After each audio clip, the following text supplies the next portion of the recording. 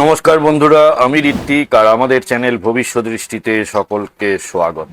বন্ধুরা, অন্যরা যেখানে ছোটখাটো বিষয়ে ইমোশনাল হয়ে পড়ে, ভেঙে পড়ে বা অতিরিক্ত আনন্দিত হয়ে পড়ে, সেখানে কোনো ছোট বা বড় আঘাত বা আনন্দের কোনো ঘটনাতে আপনি নিজেকে শান্ত রাখতে পারেন।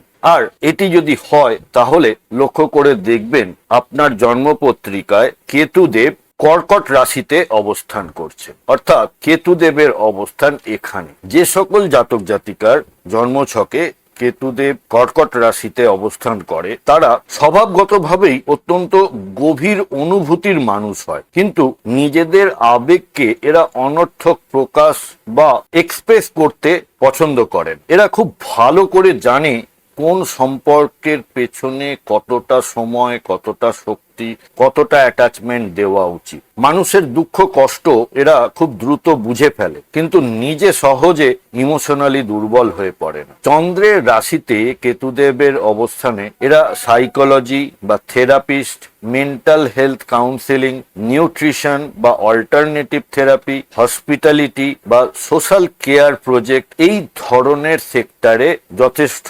সফলতার সঙ্গে কাজ করে থাকে। তবে এখানে কেতুদেবের অবস্থানের কিছু নেগেটিভ দিকও রয়েছে, যেমন এদের মধ্যে মানসিক একটা একাকিত্ব এবং একলা চলার ভাব কাজ করে। কর্কট রাশি হলো মায়ের ঘর বা মায়ের রাশি। সেখানে কেতু থাকায় জীবনের প্রথমার্ধে মায়ের স্বাস্থ্যের চিন্তা ভাবনা বা মায়ের সাথে মতাদর্শগত দূরত্ব তৈরি হয়। আর এদের না পেট নিয়ে সমস্যা থাকে বা হজমের কিছু সমস্যা সারা জীবন থেকে যায়। আপনিও যদি কেরিয়ার বা রিলেশনশিপ বা যে কোনো সমস্যায় ভুক্তভোগী হয়ে থাকেন তাহলে জ্যোতিষীয় পরামর্শের জন্য ভবিষ্যৎ দৃষ্টির সাথে যোগাযোগ করতে পারেন। নিচে ওয়েবসাইট এবং হোয়াটসঅ্যাপ নাম্বার দেওয়া রইল।